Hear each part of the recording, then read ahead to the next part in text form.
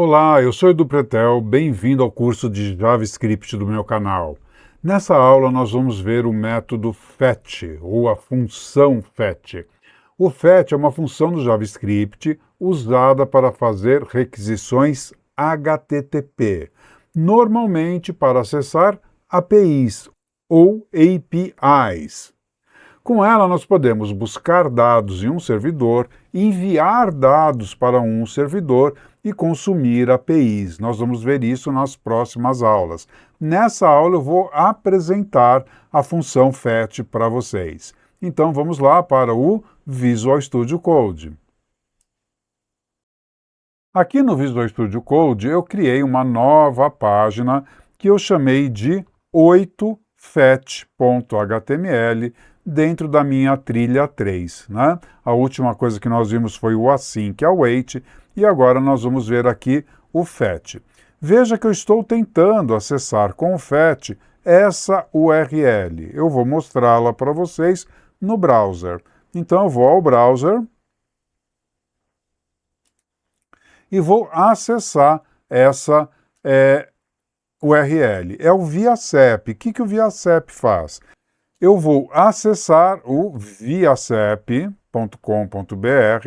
passo um CEP, um código de endereçamento postal, e ele vai me retornar a informação em JSON. E é isso, aqui, Ctrl V, tá lá, estou passando o código da cidade de São Paulo, padrão, Praça da Sé, marco 0 da cidade, e ele vai me retornar um JSON, um texto em JSON, com CEP, o número do CEP que eu passei pela URL, ok? O complemento, lado ímpar, o bairro, CE, localidade, a cidade, São Paulo, estado, São Paulo, região sudeste e outras informações. Então, nós vamos trabalhar com o fetch para receber essas informações do ViaCep, ok? Só que a hora que eu fizer isso aqui vai retornar uma promise. Então, eu tenho aqui o then, tá? E a resposta, tá? Se vier bem executada, se ela for concluída, se vier o resolve, eu vou trabalhar nesse then. E eu vou dar um console log na resposta. Ponto log. Opa, console está errado. Console.log na variável resposta. E você vai ver que ele não retornou o que nós esperávamos. Ele não retornou aqueles dados, ok? Se a gente for ao browser, ver o resultado disso no browser, Open with Live Server, vou dar um F12, ele me retornou aqui uma resposta que contém toda o cabeçalho. Tá? Os dados estarão no corpo dessa resposta, ok? A resposta não me retornou os dados em si. O fetch não retorna os dados diretamente, ele retorna a resposta à requisição. E essa resposta contém os dados. Então, eu preciso extrair os dados dessa resposta e colocar numa nova variável. Como é que eu vou fazer isso? Vamos lá para o Visual Studio. Eu tenho que return a minha variável resposta.json, ok? Ele vai pegar os dados da minha resposta e vai retornar, ok? Tá? Vai retornar para onde? Lembrando que isso será uma nova promise. Então, eu terei que ter aqui um novo then, ok? E aí vai passar lá para dentro uma arrow function, e essa arrow function vai receber numa variável, o resposta JSON, que será retornado, vai ser recebido aqui nessa arrow function, numa variável que eu vou chamar de dados. Agora sim, eu vou dar um console.log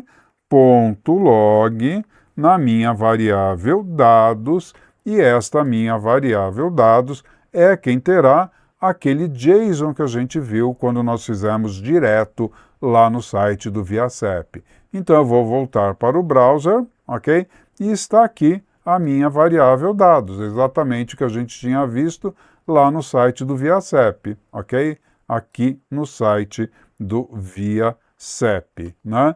Então, exatamente isso é o conteúdo da minha variável dados, bairro CE, o CEP, complemento lá do ímpar, DDD, Estado São Paulo, localidade a cidade de São Paulo, logrador é o bairro, Praça da Sé, região Sudeste. Então, ele é o conteúdo da minha variável dados. Então, aqui eu trabalhei com duas promises, tá?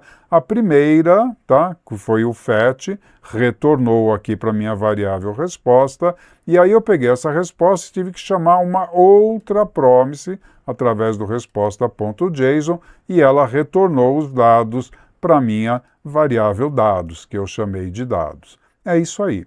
Isso aqui pode ser, tá, simplificado. Como assim? Eu não preciso desse console log resposta. Se você quiser, comente, crie outro código aí para isso, mas eu vou apagar. Quando eu apaguei, então a minha resposta, tá, a minha primeira promise, está somente retornando o resposta JSON, tá?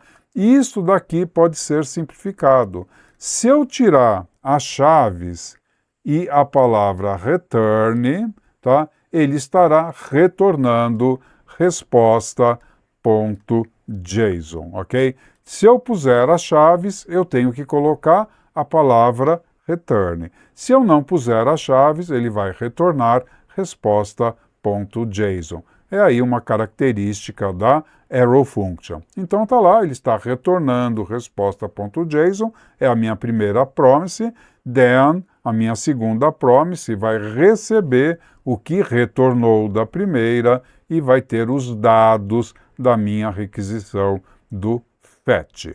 Ok? Isso está pronto, isso está funcionando. Se eu for lá no browser, tá lá, eu tenho os dados exatamente como eu preciso. Aí eu poderia utilizá-los aonde eu quisesse, né? Vou colocar aqui dados.logradouro, tá? E eu vou pedir um console logs de dados.logradouro. Vamos ver o que ele vai fazer.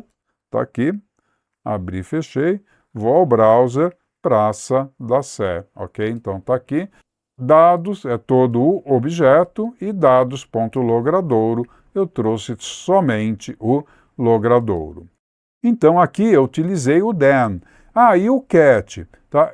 O fetch ele não retorna, ele não lança erros. Nós temos que fazer a verificação e lançar. Nós vamos ver isso no próximo vídeo. Mas em vez de usar o then, o que eu poderia ter usado? Eu poderia ter usado o async await, e eu acho que fica muito mais interessante. Então vamos lá. Como seria esse mesmo código com async await? Eu vou comentar isso, ok? Ctrl, ponto e vírgula, selecionei todo mundo e vou fazer com async await, ok? Eu vou criar aqui uma função, tá? Que eu vou dizer que ela é assíncrona, async function, e eu vou chamar de buscar CEP. Muito bom, tá? Ou buscar logradouro. Eu usei buscar CEP. Vou criar uma const, que eu vou chamar de resposta, ok? E ela vai receber o retorno do meu fetch. Então tá aqui, tá? O retorno do meu fetch. Só que como haverá uma requisição HTTP e pode demorar para receber esta resposta, foi por isso que eu criei a função assim, que vou falar para ele esperar a resposta. Só ir para frente depois que eu tiver recebido a resposta. Então eu falei que essa função é assíncrona e ele vai ficar esperando a resposta aqui do meu fetch. Muito bom.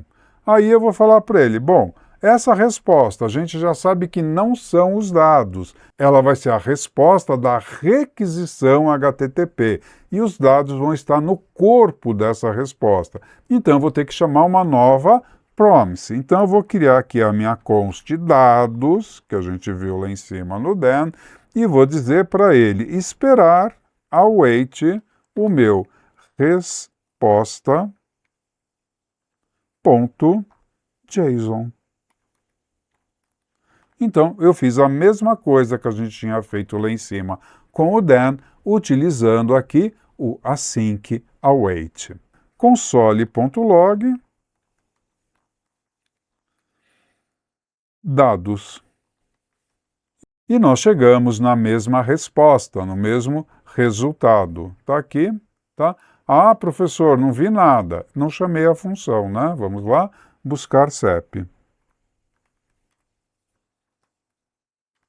Então, browser, está lá os dados bonitinho. Ah, se eu chamar então console log dados.logradouro,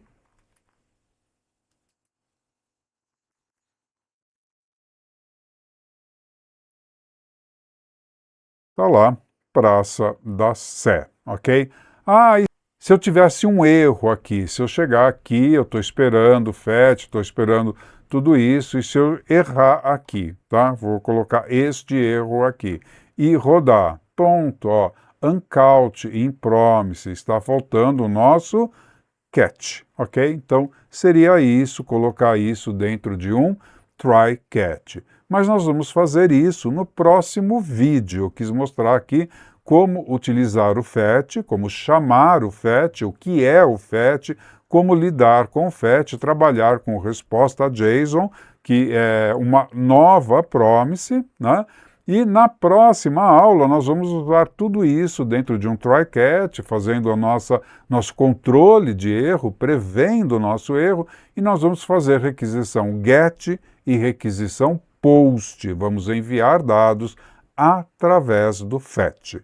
Então, dê o seu like, curta esse vídeo, mas capricha mesmo aí no seu like, comente esse vídeo, compartilhe esse vídeo com outras pessoas, compartilhe conhecimento, siga o nosso canal, ative as notificações, ajude a divulgar o nosso trabalho. Até a próxima aula, encontro vocês lá.